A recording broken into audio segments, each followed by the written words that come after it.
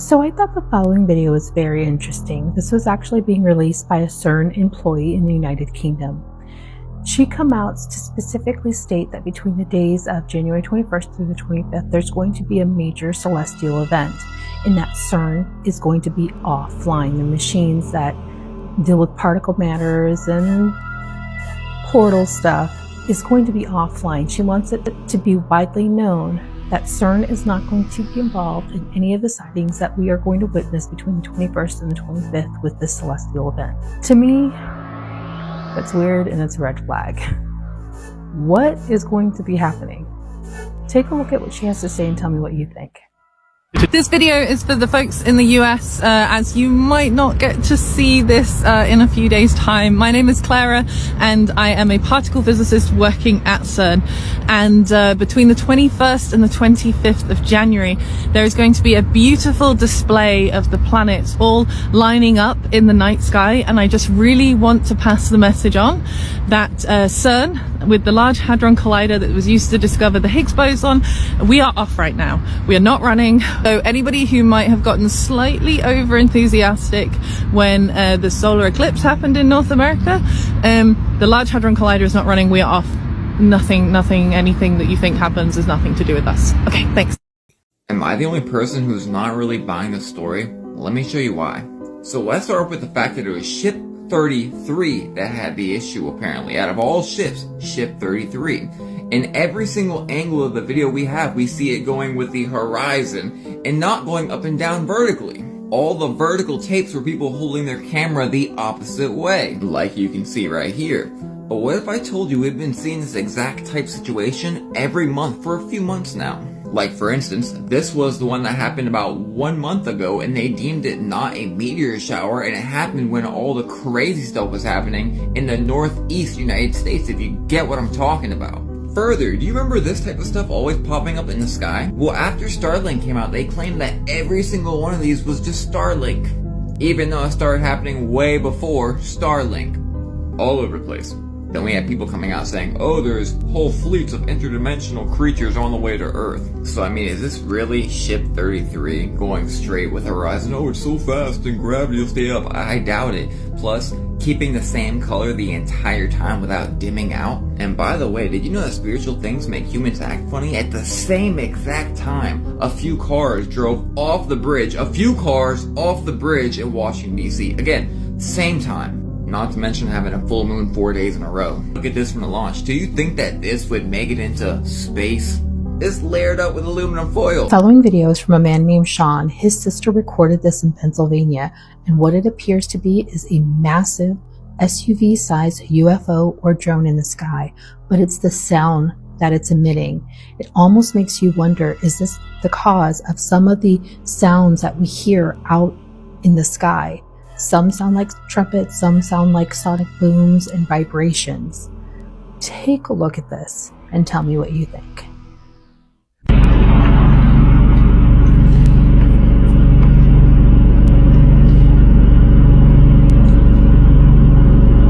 Oh my God.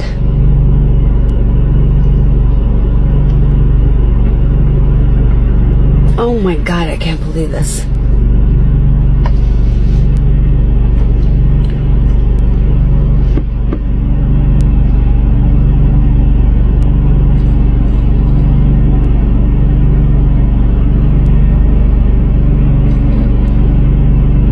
Some insane footage coming out of Salt Lake City of a strange UAP that was seen moving around the sky in a weird way, eventually pausing, and they've got a telescope out, zoomed in with their iPhone 15 Pro attached to it, and they caught this. Look at this, right?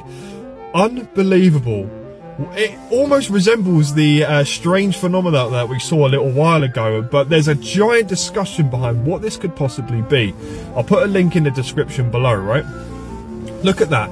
It's almost like you're looking at something through water. The way the distortion is.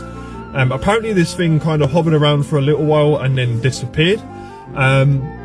Unbelievable. Beautiful coloration. I mean, there's a lot of theories going around between a lens distortion, between looking at a star through a telescope, and it kind of gives this strange warped effect. A lot of people saying this is serious. A lot of people saying this is an angel, a drone.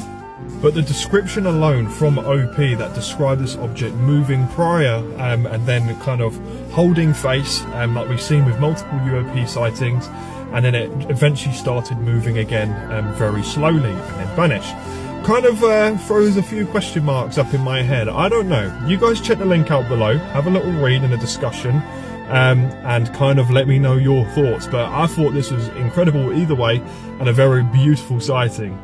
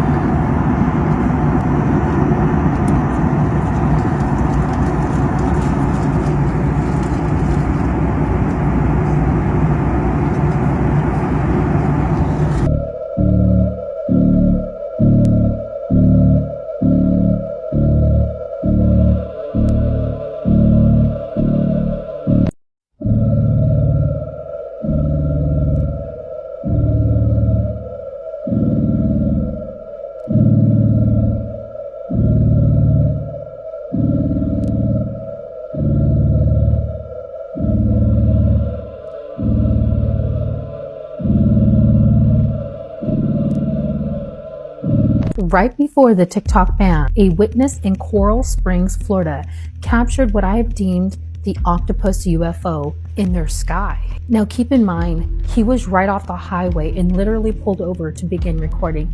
This isn't a kite. This isn't somebody flying this, doing a practical joke. And now they're being seen over different states across the United States. But what is this? Is this a new type of UFO? And if it is, it's something that we've never seen before. It's completely different from jellyfish and the traditional UFO sightings. It almost makes you wonder if this is a new type of alien species or something else in our sky. Take a look at this and tell me what you think.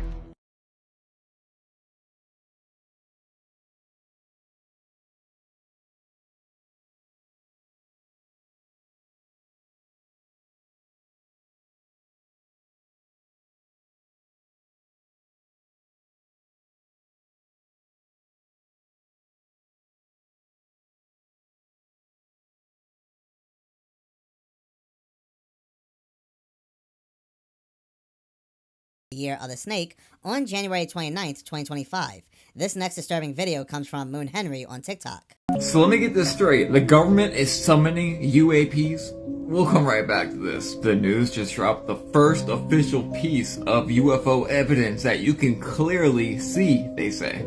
This is the UFO egg that everyone's been talking about the last few days. I'm going to show you a clip in a minute where a guy says that they were summoning these UFOs, but... Let's slow this down to take a closer look. That's an egg-shaped UAP suspended from a 150-foot long line. We're told the craft is about 20 feet long. The egg suspended in a cradle. And look how careful the pilot is as they bring their precious cargo into land. This is no blurry light in a distant sky. The source of the footage putting themselves at incredible risk to record. Out of everything they have, they're gonna give us this. And now we're about to see how they summon them. But it's really weird how they use that egg video when we have Stephen Greer saying that we have ETs basically in some form of slavery. That object, or whatever was controlling that object, was also connecting to me through my mind. And so, how did the object come to land? I think it was invited to land by the psionics team. Jake says his mission that night came from no accidental crash. The UAP was summoned by a separate team, a special team, with special abilities. There you heard it. They summoned it. What else do you summon? Demons, fallen angels, you know. When it comes to this News Nation video clip, I can't help but think that there is something more here than meets the eye. There are people that are cracking jokes saying this is a hoax. There are people that are taking this more seriously. But again, there is just something else here. They were really hyping up this UAP disclosure, and if they were going to do something fake, one would think they would use AI to make it look more like a craft. But again, they give us this, something that does look similar to an egg. Even those on News Nation, those who were revealing this disclosure, were calling it the egg. And again, I have been saying that these things flying in the skies at very high speeds or slithering look very similar to snakes, and snakes do come from eggs. And what is Apophis? What is Apep? Apophis is the snake. It is the main demon snake. The individual in this video said that these things are summoned over here. It's all mental, which is very interesting because, again, Aleister Crowley, when he summoned over Lamb told him to watch for the egg. Maybe Apophis is not a giant asteroid. Maybe it's an egg which holds a demon. Y'all really want to see why they use the egg as disclosure for the aliens? Things are not as they appear. They're actually downright nefarious. Come with me. We'll come right back to this cosmic egg, the symbol of the bringing of all evil. So let me ask you this, what does every ancient and even modern culture all have in common? You know, it's not just in DC, right? It was in Egypt, it was in Babylon, it was in Rome. It's the missing member of Osiris. But how could I tell you about Osiris without telling you about Isis, who goes by many names? Isis, Inanna, Ishtar, the deity over the egg. Why we have Easter. Did you know that she's actually called the Queen of Heaven by these cults? The Bible talks about her quite a bit as well. So who is she? Get ready for a major plot twist. She is the wife, sister, and queen of Osiris. She was Osiris's sister, then they got married, being his wife, and then they had a child named him Horus. There's that egg again. Much like Osiris' missing member, you'll find that egg in every single culture. And what it means is there's a huge battle coming. At some point in this life, you'll get that everything is the exact same as it was. Do you know that when Aleister Crowley summoned the alien lamb, that he told him also about the egg?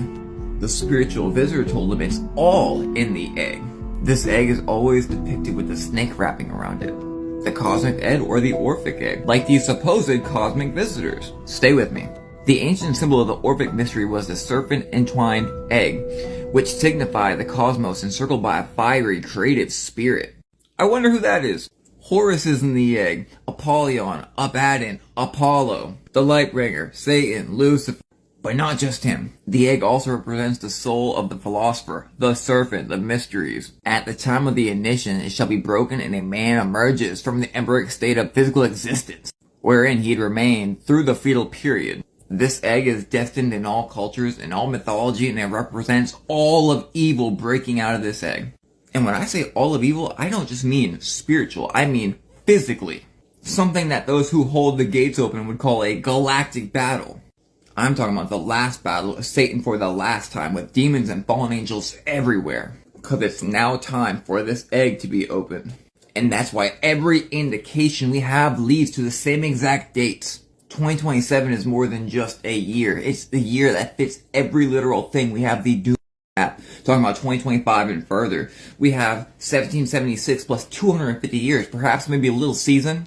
2027, 2028. If we go with the old timeline, we have the 6,000th year or the 7th millennia starting in, you got it.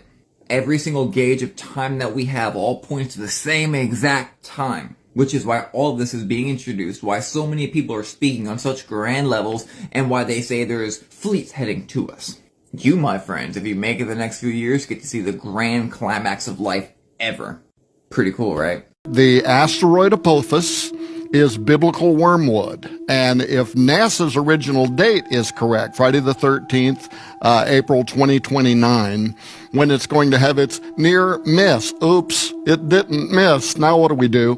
If that actually happens, and if it is wormwood from Revelation chapter 8, then that would be considered the middle of the Great Tribulation period according to dispensationalist theology. So I was explaining that. Therefore, some people might take NASA's date for 2029 back up 3.5 years to try to find the beginning of that dreaded 7-year Great Tribulation period, which would land in the year 2025. Well, as I'm saying that, Derek's sitting over there. He's got an iPad. I don't even know what he's doing, but he has opened up a Hebrew calendar, and his eyes gets real big, and he briefly says this, that if you take the date, Friday the 13th, April 2029, back up 3.5 years earlier to the day, you land in the middle of the Feast of Tabernacles, which has been connected by many scholars, people like Donna Howell, to the second coming of Jesus Christ. We started finding one element after another, that 3.5 years earlier than the arrival of Apophis,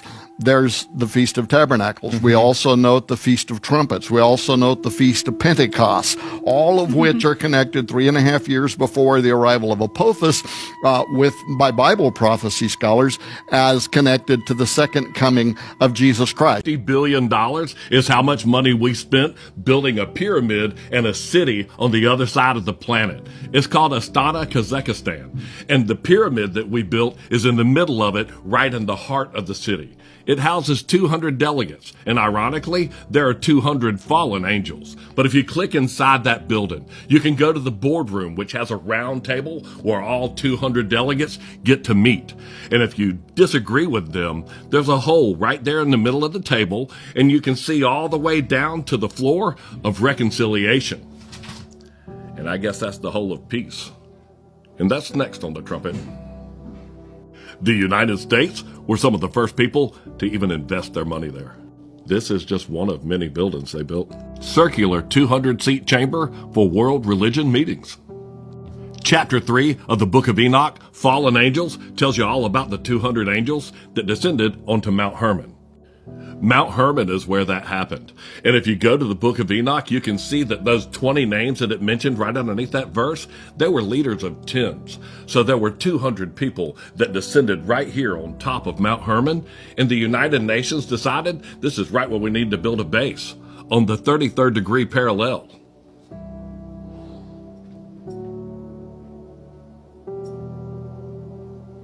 These people right here, and he will gather the nations. And no, I'm not talking about the Pope. Look at that logo right there. That's quite simply the 33rd degree. That logo shows the Earth divided by 8 sections, and each section is divided by 4 other sections. 8 times 4 is 32, and the center section makes the 33rd. There's a lot of people on that same page. Now you're going to start seeing that 33 show up everywhere, like in the buttons on his cloak. They represent the years of Jesus' life. The 33rd degree is where Jesus transfigured in front of the disciples. The 33rd degree is where the Masons built the Tower of Babel out of bricks. And yes, if you work with bricks or stones, you are considered a Mason. Charleston, South Carolina, home of the Masons. I love that these guys think that they are the oldest fraternity of men. You're not the oldest fraternity of men that swore an oath. That was the fallen angels. And they called it Mount Hermon because they had sworn and bound themselves by mutual imprecations upon it. That book is in the Library of Congress. And this book is right on my shelf for all of us to read. And in the Sermon on the Mount, these are Jesus' words right here. Verse 33, in case you weren't paying attention. Again ye have heard that it hath been said by them of old time, Thou shalt not forswear thyself, but shalt perform unto the Lord thine oaths. The men of old time are spoken of right here in Genesis chapter 6 under the wickedness of the world. There were giants in the earth in those days, and also after that, when the sons of God came in unto the daughters of men, and they bare children to them. The same became mighty men, which were of old, men of renown. Jesus goes on in the book of Matthew and says, But I say unto you, swear not at all, neither by heaven, for it is God's throne. Swearing in on the Bible now has a whole new meaning for me. And when they take the oath of office, well, this ought to be great. These are all Jesus' words in red right there. Did we really pay $50 billion for a pyramid on the other side of the world? We sure did. But we also bought this big replica of the sun and like the Tower of Babel. That was that building right up there. And that big building of the sun, that's right there. We can go right inside of it. It looks like there's a steering wheel in it and all. You touch that little button right there. And I'll show you where you can drive it like with one hand. It's zoom over. Get to that steering wheel. Where are you taking this thing? I don't know. We got to look at the map. Roll over there. There's a map of the world. Sets like a seal in clay. That's just like the book of Job right there. And we'll zoom out. You can look at it. It looks just like a clay seal. And it's like half flat, half round. That's next on the trumpet. We paid $50 billion for the city of Satan. I took you inside that pyramid just the other day. There's the sun that I just took you inside of. And those are the two pillars of Freemasonry right there. If you twist those letters around, that place is real. No, really, if you back out of the sun and you go right down to the little place where I guess you could drive it to, you can go down to this big thing right here. It's like a museum or something. What does it say? Back out of that. It's like big as the earth, and then this thing going around it. We're just going to boop, bow, go right inside this thing. It's like some kind of crazy light show. $50 billion?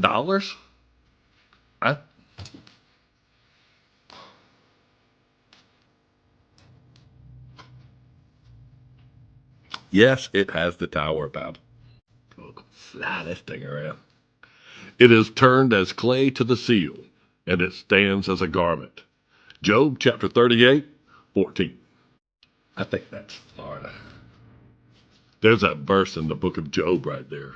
It is turned as clay to the seal, and they stand as a garment.